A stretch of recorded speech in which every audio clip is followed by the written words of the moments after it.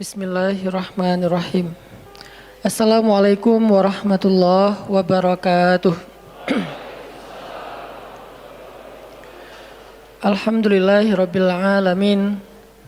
Alhamdulillahilladzi arsala rasulahu bil huda wa dinil haq liyuzhirahu 'alad dini kullihi wa kafa billahi syahida. Asyhadu an la ilaha illallah wahdahu la syarikalah wa asyhadu anna Muhammadan abduhu wa rasuluhu la nabiyya ba'dah. Allahumma salli wa sallim wa barik ala sayyidina wa habibina wa nabiyyina Muhammad wa ala alihi wa sahbihi wa man tabi'ahu ila yaumiddin. Nahmadullaha ta'ala wa nashkuruhu la in syakartum la azidannakum wa la in kafartum inna azabi lasyadid. Qala Allah ta'ala fil Qur'anil Karim, a'udzu billahi minasy syaithanir rajim. Bismillahirrahmanirrahim. Wal 'asr innal insana lafi khusr illa alladzina amanu wa 'amilus shalihat wa tawasaw bil haqq wa tawasaw bis sabr. Wa qala ta'ala alam nashrah laka sadrak wa wada'na 'anka wizrak alladhi anqadha dhahrak wa rafa'na laka dhikrak fa inna ma'al 'usri yusra inna ma'al 'usri yusra fa idza faraghta fansab wa ila rabbika farghab. Shadaqallahul azim. Teman-teman semuanya, anak muda Kota Bandung, jamaah tetap sharing time atau sharing night Rabu malam yang dirahmati Allah Subhanahu wa taala. Semua orang di dalam kehidupan dunia itu pernah atau bahkan sering merasakan lelah. Karena dunia ini adalah tempat orang bermujahadah. Semuanya diraih dengan mujahadah. Gak ada yang didapatkan di dunia ini dengan cara yang mudah. Karena tabiat dari dunia itu adalah tempat bersusah payah.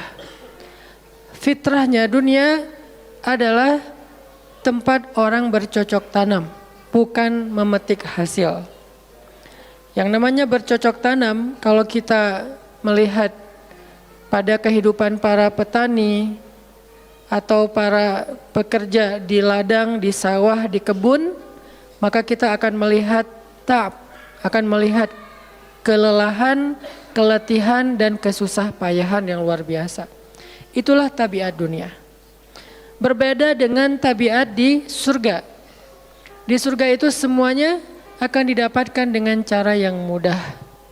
Bahkan sebagian riwayat mengatakan seorang perempuan di surga apabila inginkan seorang anak, maka Allah Subhanahu wa taala akan memberikan anak kepadanya saat itu juga tanpa harus bersusah payah mengandung selama 9 bulan. Saat ini pengen punya anak dengan spesifikasi tertentu, maka saat ini juga dia akan diberikan anak bayi tanpa harus mengandung 9 bulan lamanya. Tanpa harus susah-susah menyusui.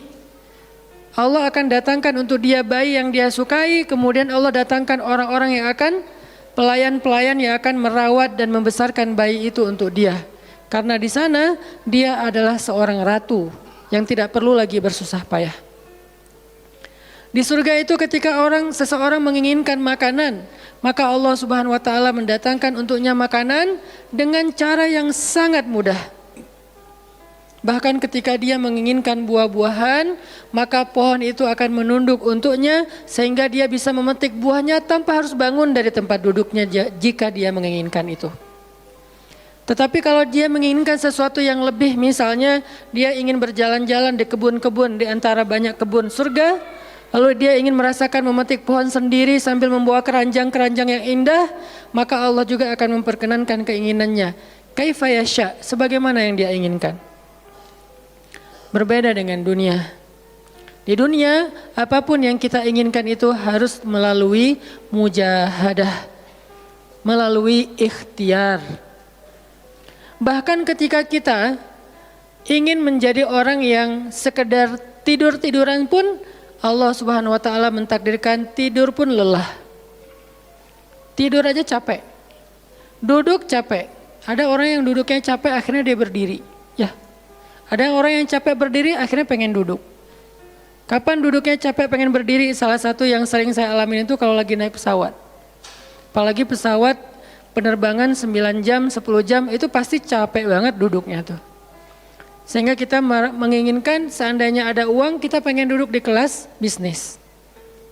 Tapi karena nggak mampu membeli tiket yang 3 kali lipat lebih mahal di kelas bisnis, ya nggak apa-apa lah di kelas yang biasa ekonomi. Tapi ketika lelah 4 jam, 5 jam pesawat berjalan itu udah luar biasa lelahnya, akhirnya berdiri mondar-mandir di antara lorong pesawat. Artinya duduk aja capek. Nggak ngapa-ngapain, suruh duduk doang. Nggak seperti orang dulu yang berangkat haji atau umroh, naik kapal, lewat darat, pas sampai di laut naik kapal dengan ontanya, dengan kudanya. Orang dulu mencari ilmu itu dengan mujahadah yang luar biasa. Dengan naik onta berminggu-minggu, ini naik pesawat cuma 9 jam, capek. Yang nggak ada guncangan, biasanya guncangannya cuma pas di awal sama pas mau landing doang. Di atas udah jarang ada guncangan karena dengan ketinggian tertentu dan pesawatnya besar. Tapi itu juga capek.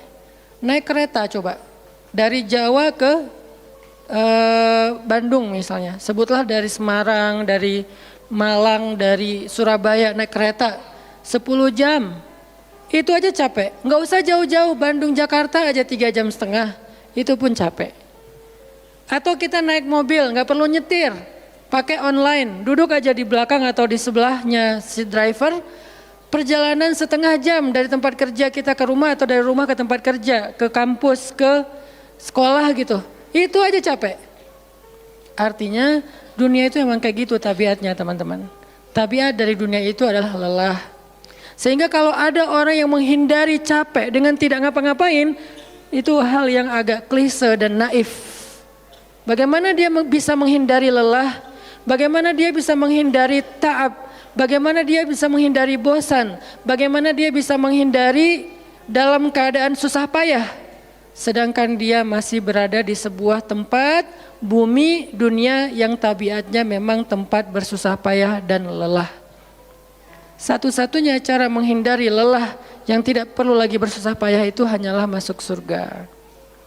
Tetapi kan itu tidak terjadi sekarang, kita harus meninggal dulu dan kita belum mau. Ada yang mau meninggal masuk surga sekarang? Kalau dijamin sih insya Allah ya, masalahnya nggak ada jaminan.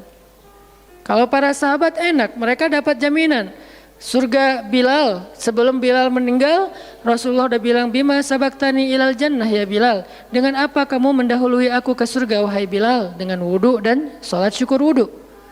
Begitu juga nanti ada sahabat lain yang dijamin masuk surga bighairi hisab wala azab. Salah satunya adalah Ukasyah. Kalau kita tidak ada jaminan apapun di akhirat kecuali berikhtiar dan bermujahadah untuk bisa mendapatkan kebaikan sebanyak mungkin di sisi Allah. Sehingga alangkah naifnya seseorang yang menghindar dari ta'ab wal ham wal gham. Dia berusaha menghindar dari lelah, menghindar dari susah payahnya kehidupan, menghindar dari beban-beban hidup. Itu nggak bisa dilakukan karena kita masih berada di dunia. Yang perlu kita sekarang coba pilih adalah kita mau lelah untuk hal yang sia-sia? Apakah kita mau lelah untuk hanya bersenda gurau? Apakah kita mau lelah hanya untuk hal yang tidak ngapa-ngapain? Atau justru lelah kita itu untuk sesuatu yang mudah-mudahan beribadah kepada Allah? Makanya disebut dengan lelahnya menjadi lillah. Karena dua-duanya lelah. Ada orang yang pergi ke masjid lelah. Capek pergi ke masjid. Tapi ada juga orang yang berbuat dosa, itu juga lelah. Memangnya kalau kita beribadah lelah terus berbuat dosa nggak lelah? Banyak orang yang berbuat dosa lelah dan kita pernah merasakan kehidupan seperti itu. Sehari, 2 hari, sebulan, setahun, 2 tahun. Sampai kita benar-benar merasakan lelah banget dengan dosa. Di malam hari berbuat dosa lelah, akhirnya tidur sepanjang siang. Di siang hari berbuat dosa, lelah, akhirnya tidur sepanjang malam. Lelah sama lelahnya. Antara orang yang beribadah dengan orang yang bermaksiat itu sama lelahnya. Bedanya apa? Yang satu, lelahnya akan diganjar, dibalas oleh Allah dengan kebaikan dunia dan akhirat. Yang satu lagi, lelahnya hanya akan disudahi dengan penyesalan. Sama-sama lelah. Bedanya, lelah yang pertama mungkin baru dirasakan hasilnya setelah itu. Lelah yang kedua seolah-olah bisa langsung dirasakan kesenangannya, tetapi kesudahannya adalah penyesalan. Makanya pada malam ini kita ingin merenungkan beberapa nasihat baik dari Al-Quran maupun hadis tentang bagaimana kita menjadi orang yang setiap hari tetap lelah, tetap banyak beban, tetapi beban itu mudah-mudahan menjadikan kita mendapatkan banyak kebaikan di sisi Allah. Makanya Nabi SAW bersabda dalam hadis riwayat Bukhari dan Muslim, "An-nasu ka'ibil mi'ah, la takadu tajidu fiha rahilatan." Manusia itu seperti 100 ekor onta. Manusia ka'ibil mi'ah, seperti 100 ekor onta. Yang harganya murah 50 juta, yang hidupnya untuk disembelih pada akhirnya nahar, disembelih. Onta itu kan kalau disembelih sambil dia berdiri ya. Kalau ayam, bebek disembelih sambil dipegangin atau diangkat. Kalau kambing dan sapi dibaringkan. Kalau onta disembelih itu sambil diberdirikan. Dia berdiri langsung disembelih. Itu onta. Artinya manusia ka'ibil mi'ah. Nabi itu menggambarkan onta karena onta ini punya banyak macam. Mungkin di Arab nggak ada ayam yang bermacam-macam. Akhirnya pakai bahasanya onta. Kalau di kita mungkin ada ayam potong, ada ayam kampung, dan segala macam, ada ayam jago. Kalau bebek ada mentok, ada apa? Bebek yang biasa, macam-macam kan. Di Arab mungkin nggak terlalu banyak variannya dan nggak terlalu akrab dengan kehidupan sehari-hari mereka.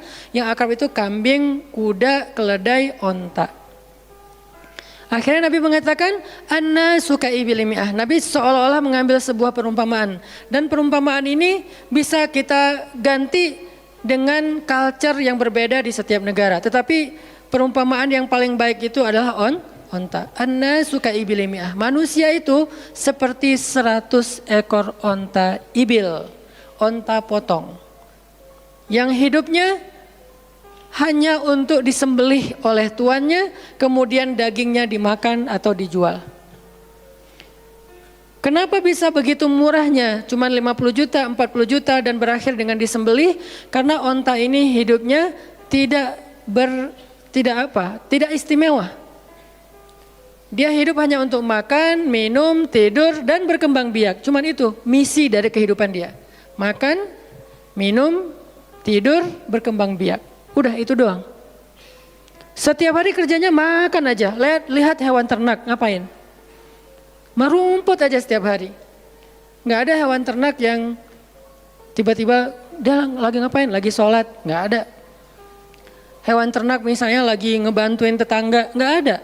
Hewan ternak lagi menjenguk yang sakit. Nggak ada.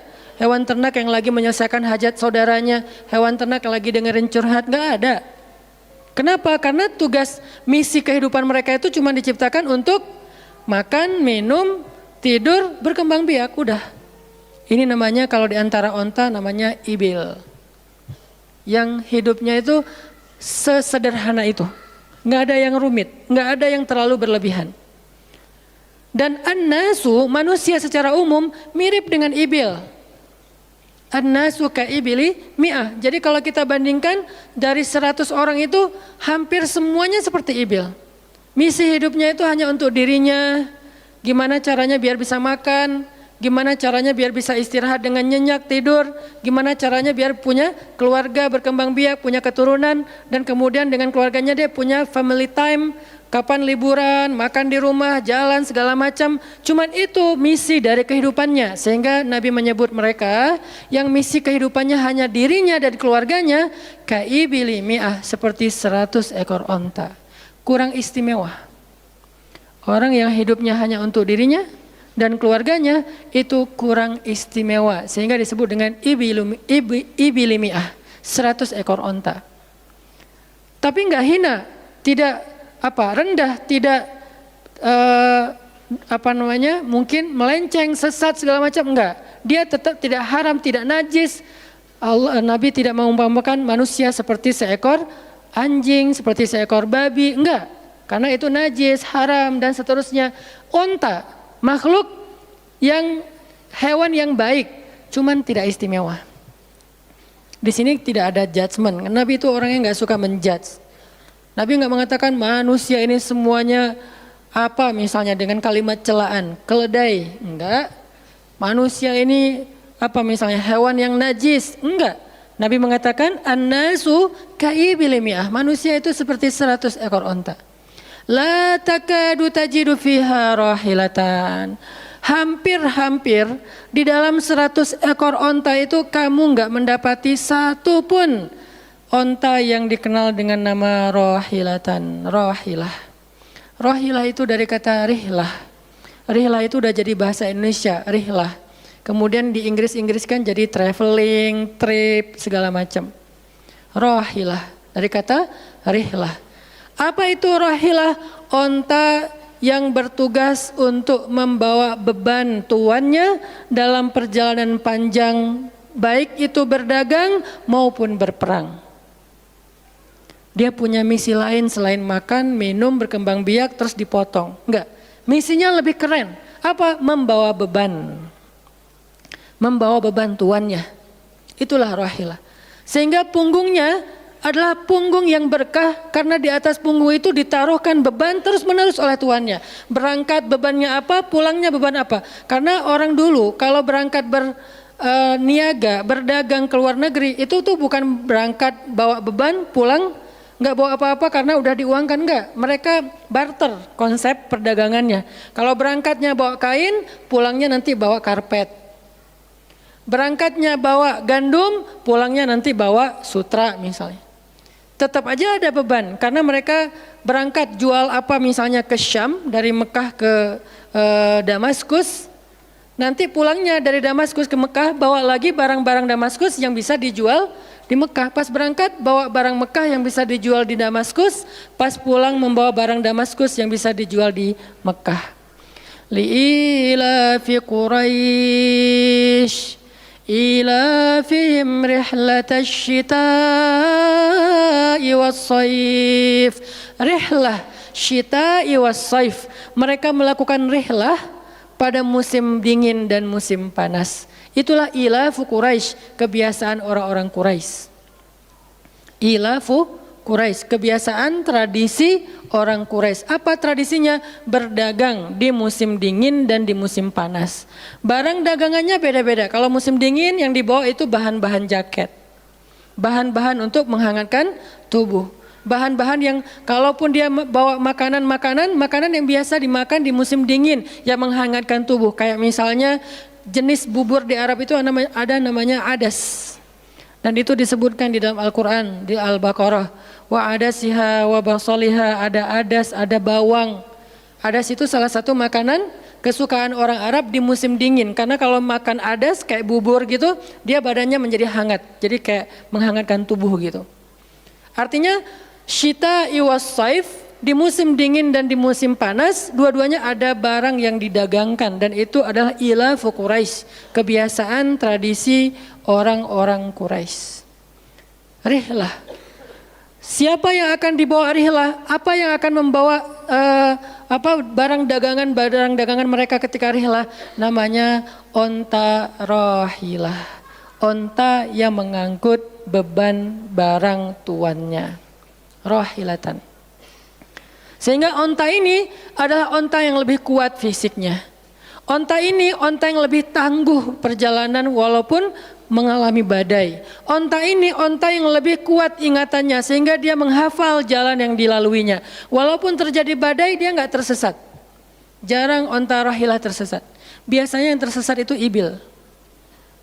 Ibil kalau ditaruh di tengah padang pasir, terjadi badai, terus bekas jalannya ketutup dengan pasir, dia bingung. Itu ibil.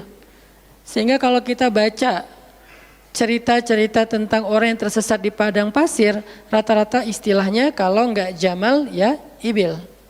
Kalaupun ada onta rahilah yang tersesat berarti badainya parah banget. Kalau ada hadis onta rohilah tersesat berarti badainya parah banget. Artinya rohilah ini ingatannya kuat. Dia kalau lewat satu jalan, setahun kemudian lewat lagi dia masih hafal. Itu rohilatan. Dalam teknologi sekarang kita nyebutnya dengan map. Ada banyak platform aplikasi map digital yang membuat kita bisa menghafal jalan.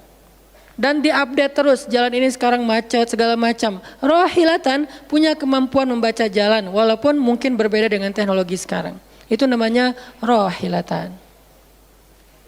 Ini kata Nabi, la takadu tajidu fiha rohilatan. Manusia itu seperti 100 ekor onta. Dan di antara 100 ekor onta itu atau 100 orang itu hampir kamu tidak mendapati satupun yang bernama rohilatan yang mampu mengangkat beban lebih. Sehingga di sini Nabi SAW seolah-olah mengajarkan kita, memotivasi kita agar belajar menjadi rohilah. Manusia itu baru istimewa kalau dia menjadi rohilah, kalau dia mengangkut banyak beban, kalau dia menjadi orang yang paling banyak bermanfaat untuk orang lain. Makanya muncullah hadis, khairun nas anfa'uhum linnas, inna ahabban nasi ilallah anfa'uhum linnas. Dua riwayat hadis yang berbeda. Sebaik-baik manusia, kalau dalam analogi yang pertama, sebaik-baik onta adalah rohilatan. Bukan ibil, bukan nakoh, bukan jamal. Sebaik-baik onta rohilatan. Kenapa kok rohilatan? Karena dia yang paling bermanfaat, soalnya dia yang paling banyak mengangkut beban. Sehingga dengan analogi tentang onta rohilah, kita menerjemahkan hadis khairun nas, sebaik-baik manusia dengan istilah khair. Arti khair itu memberi lebih, arti khair itu bermanfaat. Khairun nas anfa'uhum linnas, sebaik-baik manusia yang paling bermanfaat untuk orang lain. Dalam riwayat yang lain, inna ahabban nasi ilallah, sesungguhnya orang yang paling dicintai Allah di antara manusia, anfa'uhum linnas, yang paling bermanfaat untuk orang lain. Itu yang paling dicintai Allah di antara manusia.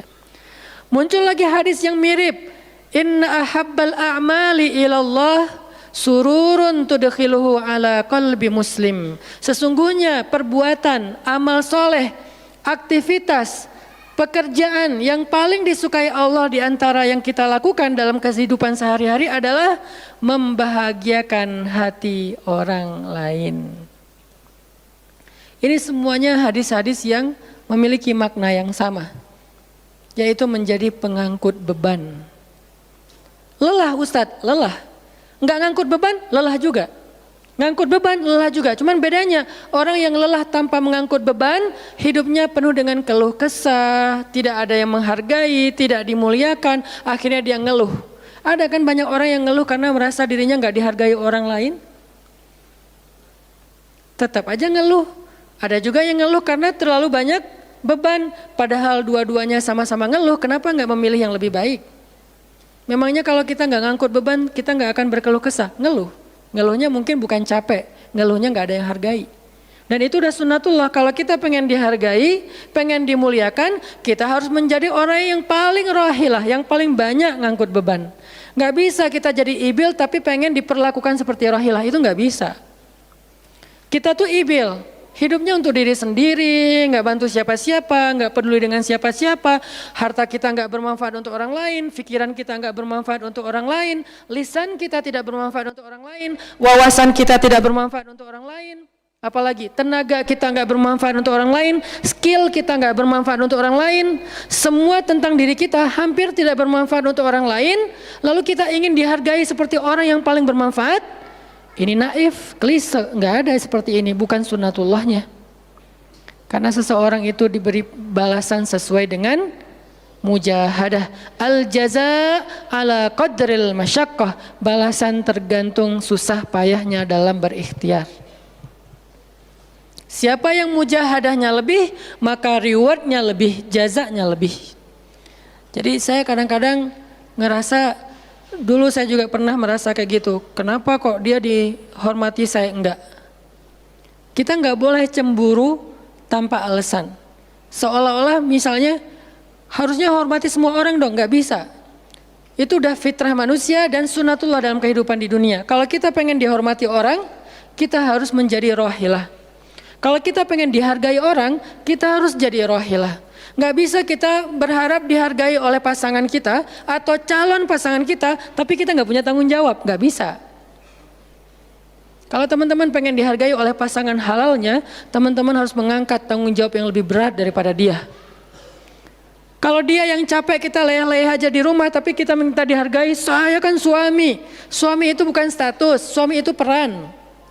Ada orang dia jenis kelaminnya perempuan, tapi dia suami. Kenapa? Karena dia mengambil peran laki-laki. Dan itu saya melihat banyak perempuan seperti ini, hebat. Dan memalukan bagi suaminya. Di beberapa tempat saya melihat suaminya di pagi hari nggak kerja, cuma nongkrong-nongkrong aja di warung, ngopi juga itu ada uangnya, giliran untuk nafkah keluarga dia nggak punya uang, untuk ngopi, untuk rokok dia punya uang, untuk anaknya nunggak sekolahnya, untuk anaknya makanannya seadanya, sehingga karena ini udah berjalan bertahun-tahun, akhirnya istrinya udah nggak sanggup lagi berharap kepada dia, minta cerai juga nggak dicerai-ceraikan, akhirnya istrinya ikhtiar sendiri, istrinya jadi pembantu rumah tangga, istrinya jadi kerja ke luar negeri. Saya beberapa kali ke Hong Kong, hampir tiap 4 bulan sekali ke Hong Kong, dan selalu mendengar cerita teman-teman di Hong Kong, para pejuang-pejuang di Hong Kong itu kan 99%-nya perempuan ya.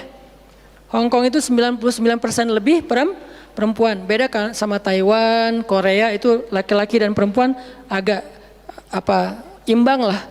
Tapi kalau Hong Kong itu bisa dibilang dari 100 pekerja 99 orangnya bahkan lebih adalah perempuan. Dan semua mereka punya masalah yang hampir sama di negerinya, di kampungnya. Masalahnya mereka terpaksa untuk berangkat ke luar negeri karena ada yang demi membiayai sekolah anak-anaknya, single parent. Kemana suaminya? Suaminya pergi dan tidak bertanggung jawab. Atau suaminya ada tapi tidak mampu mencari nafkah. Terpaksa dia kerja ke luar negeri dengan segala macam resiko. Dan banyak banget kasus di Hong Kong. Siapa juga yang mau jauh-jauh dari keluarganya, apalagi punya anak masih kecil ya. Kemarin kita baru dengar cerita seorang anak yang harus merawat ayahnya yang sakit kanker gara-gara di rumahnya nggak ada siapa-siapa, ibunya berjuang di luar negeri. Kenapa? Karena suaminya sakit. Kalau ini masih bisa kita pahami lah. Tapi kemana pamannya misalnya? Kemana misalnya kakaknya, nggak tahu punya kakak atau gimana, nggak tahu kondisi pamannya. Yang jelas bahwa ternyata kita itu dihargai itu bukan karena kita berstatus suami. Kita dihargai karena kita berperan sebagai suami, bukan berstatus sebagai suami. Kalau suami pengen dihargai, ambillah peran suami. Laki-laki pengen dihargai, ambillah peran laki-laki. Apa peran laki-laki? Tanggung jawab. Ambil sebanyak mungkin. Kalau kita udah menikah, tanggung jawab kita itu kalau mau lebih, jangan cuma istri. Ambil keluarga istri untuk kita ambil tanggung jawabnya. Adiknya istri, mungkin keluarga istri kita nggak mampu, adiknya kita sekolahin. Mertua sakit, kita biayain. Nanti siapa lagi? Keluarga besarnya ada masalah, kita biayain, kita hutangin. Kalau misalnya kita nggak sanggup memberikan hadiah atau sedekah, ambil amanah, tanggung jawab itu ambil semampu kita. Itulah contoh Rasulullah SAW. Makanya Nabi ketika sudah menikah dengan Khadijah, yang tinggal di rumah Nabi itu bukan cuma anak kandung beliau. Ada anak angkatnya Zaid bin Harithah. Ada sepupunya Ali bin Abi Thalib. Ada banyak lagi keluarga besar Khadijah yang tinggal bersama Nabi. Sehingga rumah Nabi itu adalah rumah yang banyak sekali orang-orang yang ditampung oleh beliau. Itu yang disebut dengan anfa'uhum linnas. Ambil tanggung jawab yang besar. Sehingga Khadijah tuh respect banget sama sosok Nabi Muhammad. Bahkan sebelum Nabi dapat wahyu, sehingga gak disebut Nabi, respect sama sosok seorang Muhammad. Apalagi setelah beliau dapat wahyu, beban beliau bukan lagi keluarganya sekarang, beban beliau adalah umatnya. Yang diurus oleh Nabi bukan lagi keluarga sekarang setelah dapat wahyu, umat. Dan umat di sini lintas nasionalisme. Ada yang datang dari Persia, namanya Salman Al-Farisi. Ada yang datang dari Romawi, namanya Suhaib Ar-Rumi.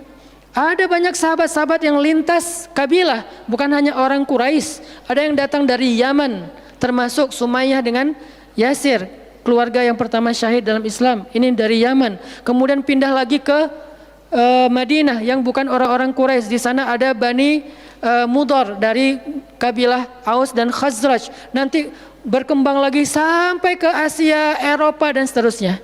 Inilah bebannya Rasulullah sallallahu alaihi wasallam. Sehingga Allah menyebutnya dengan istilah rahmatan lil alamin. Rahmah. Tahu arti rahmah? Rahmah itu kasih sayang. Maksud kasih sayang memberi sayang. Kasih sayang, bukan minta disayangi. Jadi kalau kita mau berkasih sayang ya kasih sayangnya, jangan sayangi saya dong. Itu bukan kasih sayang, namanya terima sayang. Bukan kasih sayang, terima sayang, minta sayang. Itu namanya bukan rahmah, bukan mawaddah. Yang namanya rahmah kasih sayangnya. Kalau kita nggak punya sayang berarti kita nggak punya rahmah. Apa bentuk sayang kita? Perhatian. Apa bentuk sayang kita? Perasaan. Apa bentuk sayang kita? Dengan harta. Itu sayangnya. Dan Nabi, wa ma arsalnaka illa rahmatan lil alamin. Tidaklah kami mengutus engkau Muhammad kecuali untuk menjadi kasih sayang kepada alamin. Arti rahmah dalam tafsiran yang lebih luas menyelesaikan hajat manusia seluruh alam. Seluruh alam. Itulah kenapa Nabi Muhammad menjadi orang yang paling mulia. Karena yang diambil bebannya itu bukan satu keluarga Khadijah. Bebannya itu bukan satu kota Makkah. Bebannya itu bukan cuma orang Arab. Alamin. Sehingga Allah mengatakan, wa rafa'na laka dzikrak. Kami angkat engkau menjadi manusia yang paling mulia. Karena beban yang diambilnya paling berat. Apa beban Nabi? Apakah cuma ceramah? Enggak cuma ceramah. Kalau cuma ceramah gampang. Saya pernah menjadi penceramah dan saya pernah menjadi programmer dalam dakwah. 8 tahun saya ceramah di Bandung, gampang banget. Dan kalau mau nyaman jadi ustadz, mending saya jadi penceramah aja, gampang banget. Diundang-undang, ustadz mau dijemput? Ya jemput dong, jemput. Ya, ustadz kan dijemput, jarang kita jalan sendiri, seringnya dijemput. Dan karena dia pengen memuliakan kita, dia cari di tempat itu siapa yang punya mobil paling bagus untuk menjemput ustadz. Kalau di kampung, cari siapa yang punya mobil baru yang tahun misalnya 2018 lah, kalau nggak ada 2019. Saya punya, ya udah pinjam ya untuk jemput ustadz. Oh boleh saya senang, jemput. Kalau perlu yang punya mobilnya sekaligus jadi supirnya, jemput ustadz. Enak jadi penceramah. Jemput, tunggu di depan rumah, nggak langsung ketok. Kenapa? Nggak enak mau ngetok, biar ustadznya santai aja. Ustadznya keluar dibukain pintu. Terserah mau duduk di depan, duduk di tengah. Kalau ustadznya duduk di tengah, nggak ada yang di sebelahnya, kosong. Mau goler-goler, mau jungkir balik, bebas. Ustadz. Saya pernah ngalamin masa kayak gitu. 8 tahun, mudah banget, diundang-undang. Semua wajah tersenyum, nggak ada yang cemberut, namanya juga ustadz. Selamat datang ustadz, alhamdulillah bisa ketemu sama ustadz, silakan. Duduk dikasih makanan yang paling baik. Dihidangkan segala macam, minuman aja 5 jenis. Sampai bingung nih mana yang mau diminum. Ustadz mau apa? Kadang-kadang beberapa teman-teman panitia yang sangat udah pro banget nanya. Ustadz itu nanya ke asisten lah atau siapa manajemen, kalau dia punya manajemen. Ustadz itu sukanya makanan apa? Disediakan makanan kesukaan Ustadz. Kalau ke Bandung Ustadz senangnya makan apa? Disediakan makanan khas Bandung kesukaannya Ustadz. Dicari dari restoran terbaik yang ada di kota itu. Ini perlakuan terhadap ustadz, nyaman banget kalau ceramah tuh. Ceramah berapa lama? Terserah ustadz. Kalau lagi mood 3 jam. Kalau enggak lagi mood 45 menit. Ustadz kok ceramahnya cuma sebentar? Saya lelah sekali. Oh enggak apa-apa ustadz, istirahat ya ustadz, sehat terus ya ustadz. Doain. Pulang dianterin. Maaf dikasih amplop, transport segala macam. Kadang-kadang wah ngasihnya cukup untuk 2 bulan makan. Masya Allah enak. Kalau cuman yang disebut dengan rahmatil alamin itu cuman ceramah, itu bukan rahmatil alamin. Walaupun itu salah satu kebaikan. Tapi kemudian setelah 8 tahun saya berdakwah dengan ceramah, saya mengubah konsep dakwah saya menjadi programmer. Memprogram masjid. Al-Latif. Saya ngomong dengan Pak Iman beri saya kesempatan memprogram Al-Latif. Bikin gerakan, bikin dakwah.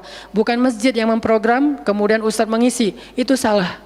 Menurut saya Keliru kalau masjid membuat program, ustadz cuma mengisi program itu. Keliru. Ustadz yang program, masjid fasilitasi, nanti insya Allah akan berkah. Alhamdulillah Pak Iman, Ketua DKM Al-Latif sepakat. Ya udah ustadz silakan, mangga, dikasih waktu 2 tahun. Kalau nggak ada perubahan diambil alih. Dalam 2 tahun kita coba program dari awal. Bikin gerakan anak muda, pemuda hijrah lahir waktu itu. Mulai programming, gimana caranya biar masjid rame. Dari yang cuma 20 orang kajian setiap Rabu malam, dari dulu udah Rabu malam. Yang hadir berapa orang? 20 orang. Kalau Persib lagi main, libur. Semua pada nonton. Malah sering lagi libur. Kadang-kadang Persib nggak main. Terus yang main siapa? Yang main Piala Eropa kah, Piala Champion kah, Liga Eropa, Piala Dunia, libur. Akhirnya berkembang pelan-pelan jadi setengah masjid, satu masjid, membludak keluar masjid sampai ke Jalan Cendana. Akhirnya pindahlah ke masjid ini. Kenapa? Karena udah nggak nampung, nggak enak juga dengan tetangga karena parkirnya kemana-mana. Kan kita pindah ke sini karena Al-Latif nggak nampung. Nah, ketika dakwah berubah menjadi programmer, bebannya beda. Udah nggak kayak dulu, enggak, beda.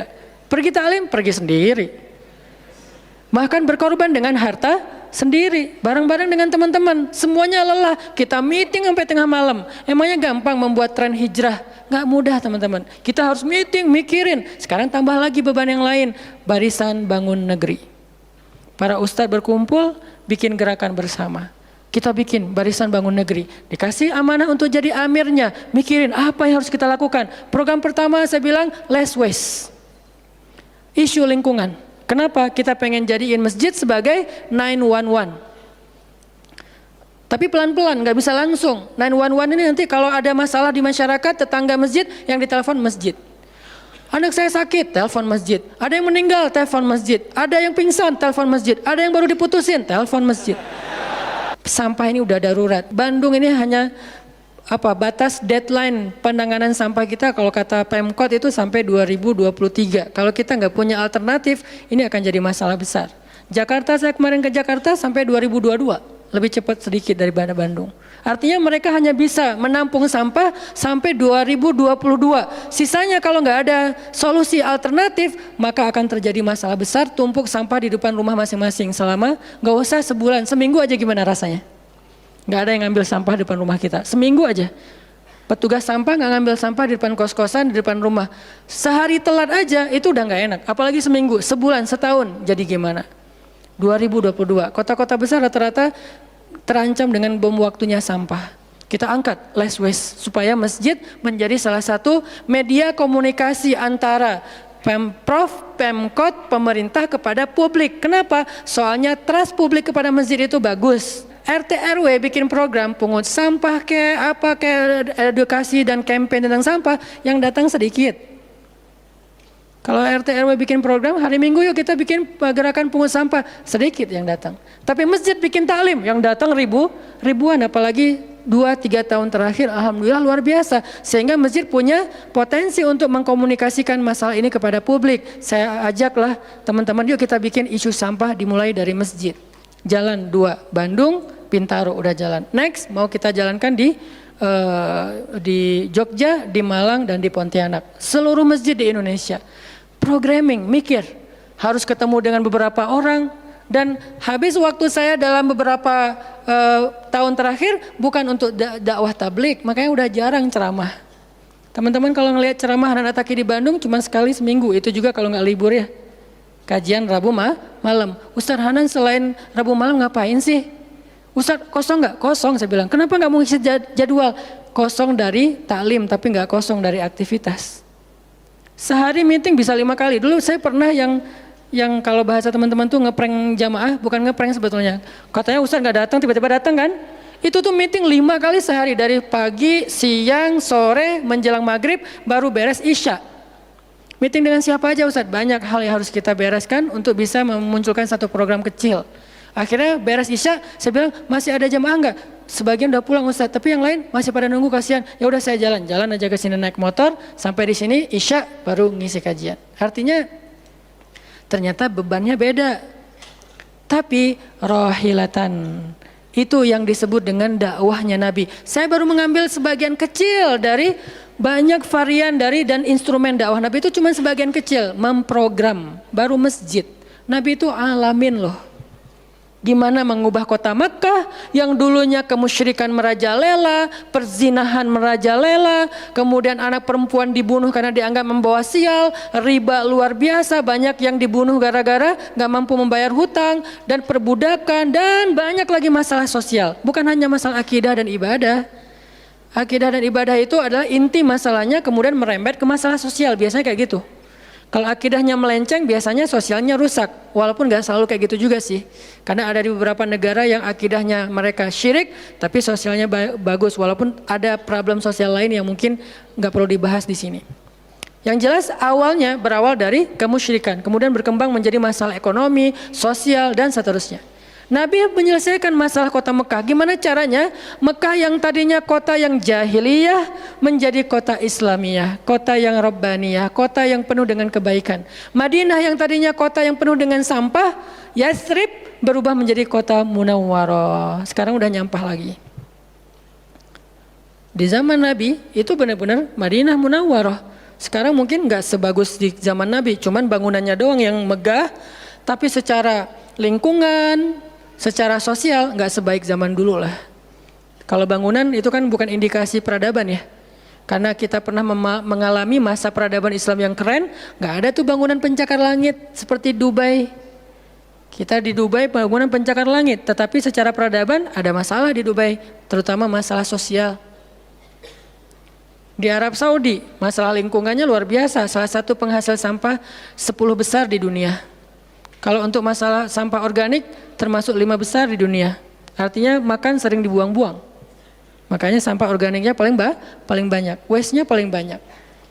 Itu yang diselesaikan oleh Nabi di kota Mekah dan Madinah. Kemudian berkembang di kota-kota lain sampai ke Irak, sampai ke Syam, sampai ke Mesir, sampai ke Eropa, sampai ke Turki, sampai ke Afrika, bahkan sampai ke Nusantara.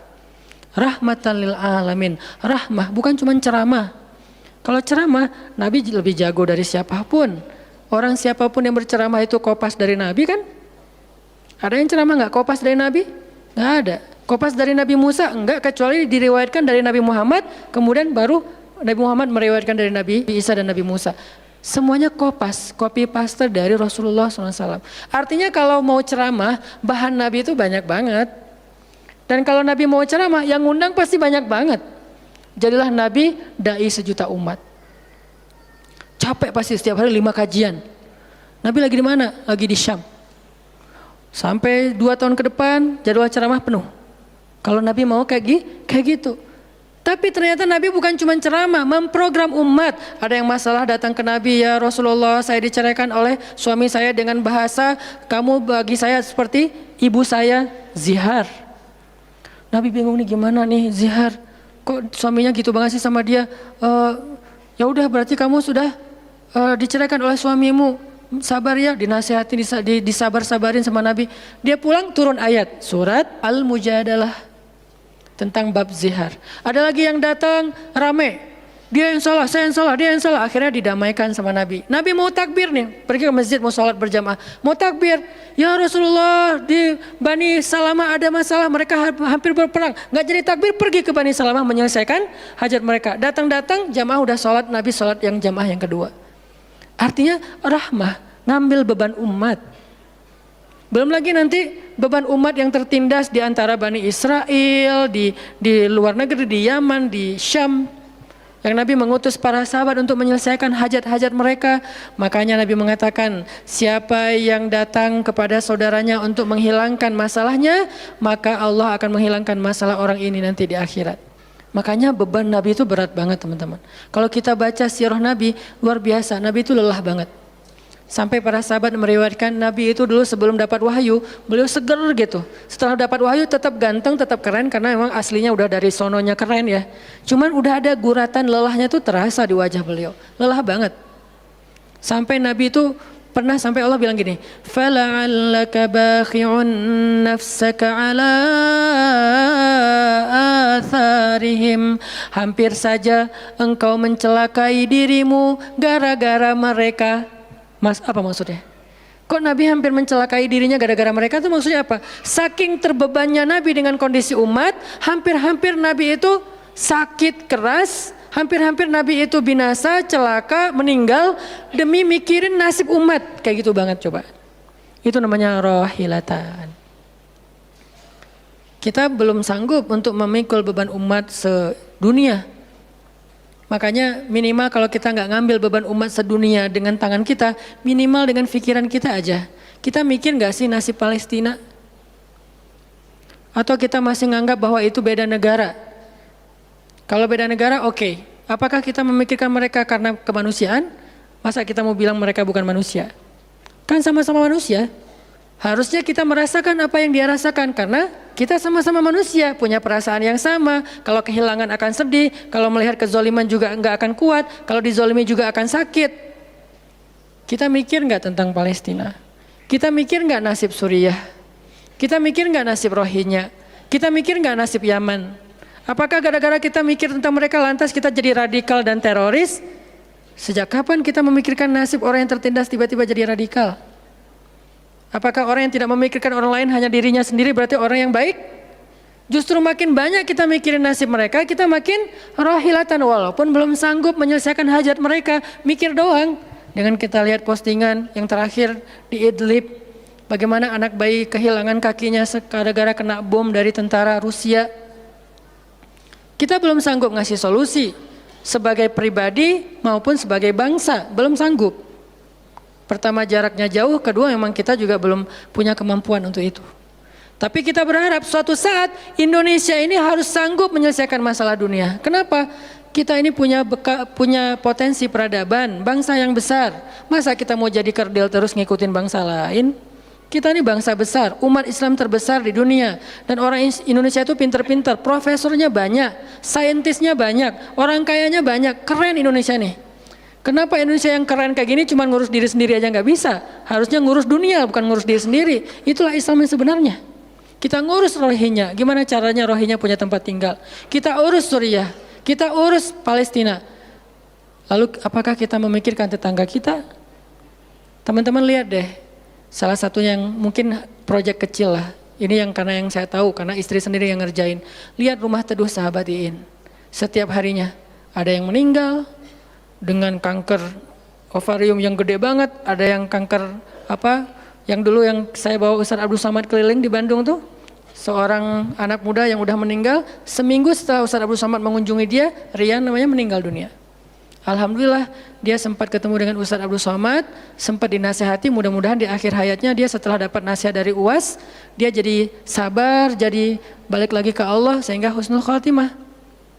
Datang kita, ketemu dengan Rian, habis ininya. Gara-gara apa? Gara-gara pernah kecelakaan di laut, terus jadi kayak kanker kulit, luar biasa. Itu parah banget. Dan itu nggak satu kasus, banyak. Di Jawa Barat aja udah banyak banget, apalagi Indonesia. Apakah kita mau mengambil beban itu? Atau kita bahkan melihat juga nggak mau, karena ngerasa nggak kuat, nggak berani. Terus kapan kita kuatnya? Kalau kita nggak kuat, namanya bukan rohilah. Yang namanya rohilah itu harus kuat. Dikuat-kuatin kalaupun nggak kuat. Sudah seberat apa beban yang kita ambil selain, dan itu nggak bisa di apa ya bahasanya, diambil sebagian dibuang sebagian yang lain, enggak. Minimal kalau yang di dekat kita mengambil bebannya sampai menyelesaikan hajatnya dengan harta, mungkin dengan skill, dengan network, dengan minimal dengan sosial media kita repost, ya ada yang bisa bantu ini enggak. Kalau yang di luar negeri karena kita nggak sanggup menyelesaikan, minimal dengan pikiran dan doa.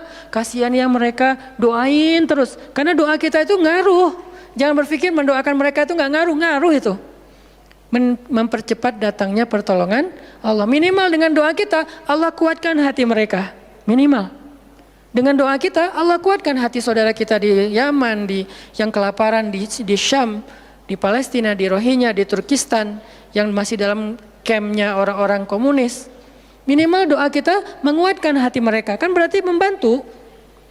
Ada orang yang ketika dapat musibah, kita datang nggak bisa ngasih solusi, tapi begitu kita nasihati lalu kita doakan, itu udah membantu dia, minimal hatinya jadi lapang. Kemudian kita doakan, dia merasa diperhatikan. Bukankah itu sebuah bantuan? Dan itu rahilah. Semuanya aja yang di luar negeri kita pikirkan, apalagi yang di dalam negeri, semampu kita. Makanya nama barisan kita tuh Barisan Bangun Negeri. Kalau ditanya, apa Ustadz tujuan bikin gerakan Barisan Bangun Negeri? Ya bangun negeri. Masa masih ditanya ya? Karena masih ada yang nanya, ngapain sih tuh ustadz-ustadz ngumpul mau bangun negeri? Itu udah jelas dari namanya juga. Terus santrinya ngapain? Namanya Santri Bangun Negeri. Ustadznya Barisan Bangun Negeri, ada 2 nama. Para guru, saya pelan-pelan pengen ngumpulin para guru-guru yang seleting. Supaya kita barengan, ngumpulin pelan-pelan. Namanya Barisan Bangun Negeri. Nanti teman-teman yang ngikutin para guru, para santri, namanya Santri Bangun Negeri.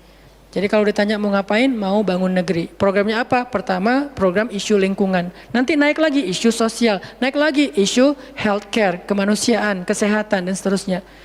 Kan itu tugas pemerintah, kita nggak mau menyalahkan siapapun. Udah capek berdebat, tugas kita sekarang siapa yang pengen jadi rohilah. Itu yang dilakukan para guru kita sekarang teman-teman di Barisan Bangun Negeri. Mikir, kemarin saya 40 jam nggak tidur. Dari Bandung ke Jogja. Di Jogja ada acara, udah beres acara, kita ada meeting yang penting banget yang bikin saya sesak sampai sekarang. Itu ada diskusi yang saya tidak bisa sampaikan ke publik. Itu diskusi dari jam 11 malam sampai jam setengah 4 subuh. Kenapa diskusinya sampai malam Ustaz? Karena besok kita semuanya udah pada bubar. Udah pada pulang masing-masing ke negerinya sehingga nggak sempat ketemu. Ketemunya kita cuman malam Selasa. Selasa subuh pesawatnya udah mulai ada yang pesawat jam 5, jam 6, jam 7. Jadi malam itu harus kita selesaikan meeting kita. Meeting lah kita sampai jam setengah 4 subuh. Beres meeting langsung ke bandara. Saya dengan salah satu ustadz ke bandara berdua naik flightnya pas bareng.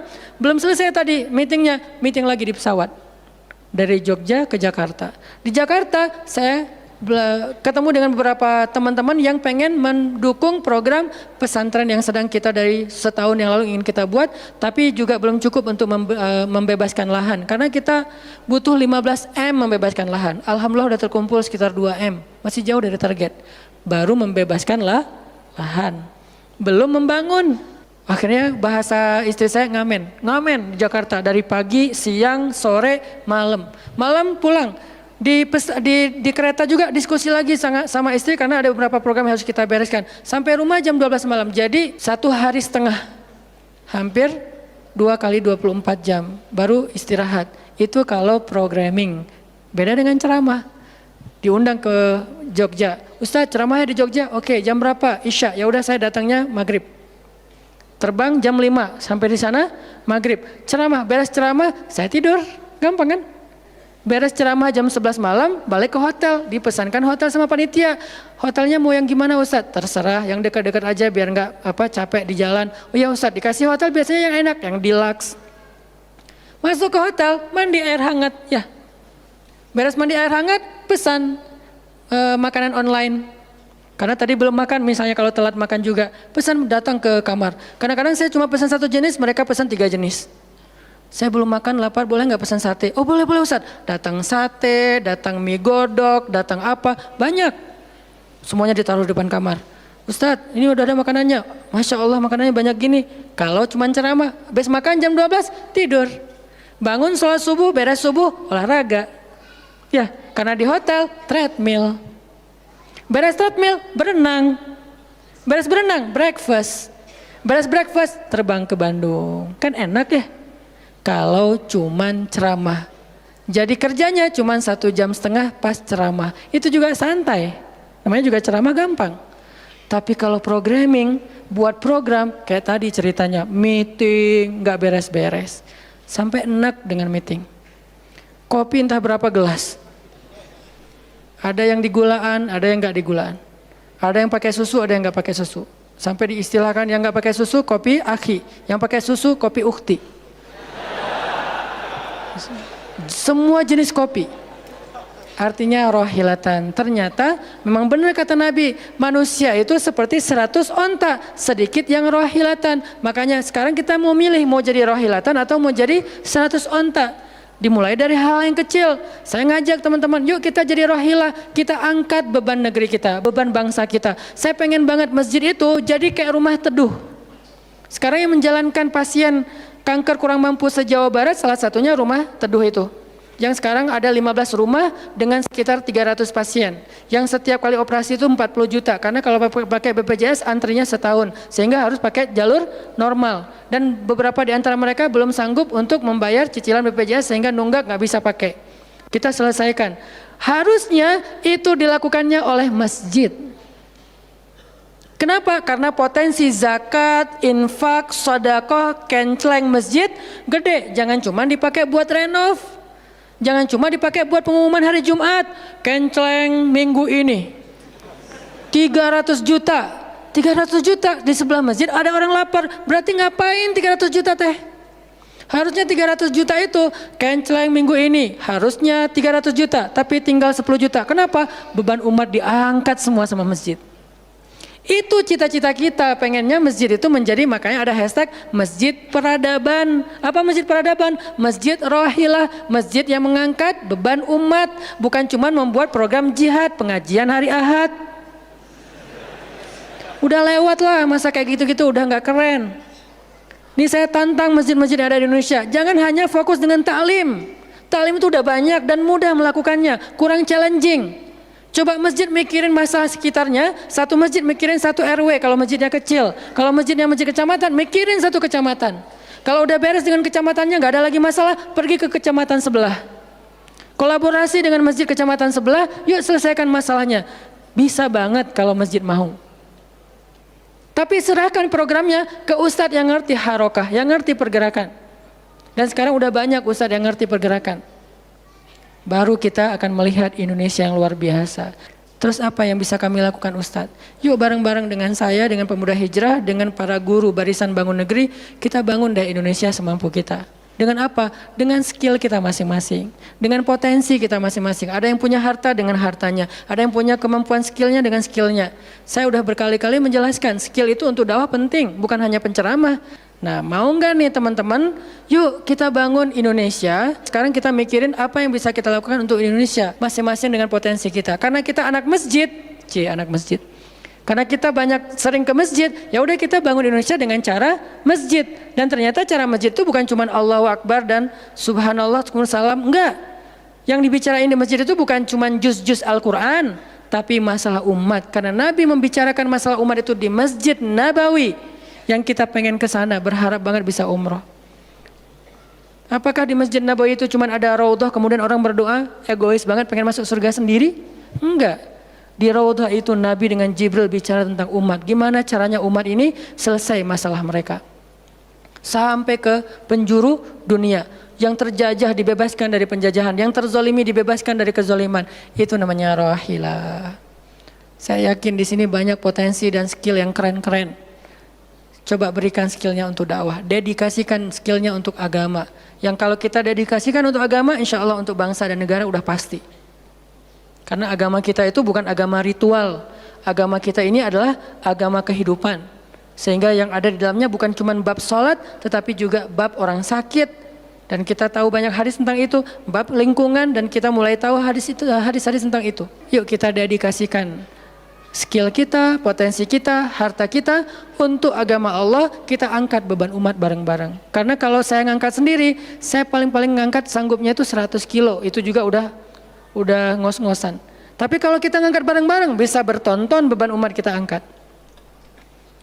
Mudah-mudahan dari kajian mager ini, mudah-mudahan kelak kita bisa menjadi orang yang mudah bergerak, sanggup bergerak, dan geraknya bersama-sama. Barakallahu fikum, billahi taufiq wal hidayah. Allahumma inna nas'aluka ridhaka wal jannah wa na'udzubika min sakhatika wan nar. Allahumma a'inna ala dzikrika wa syukrika wa husna ibadatik. Rabbana habbib ilainal iman wa zayyinhu fi qulubina wa karrih ilainal kufra wal fusuqa wal isyan waj'alna minar rasyidin.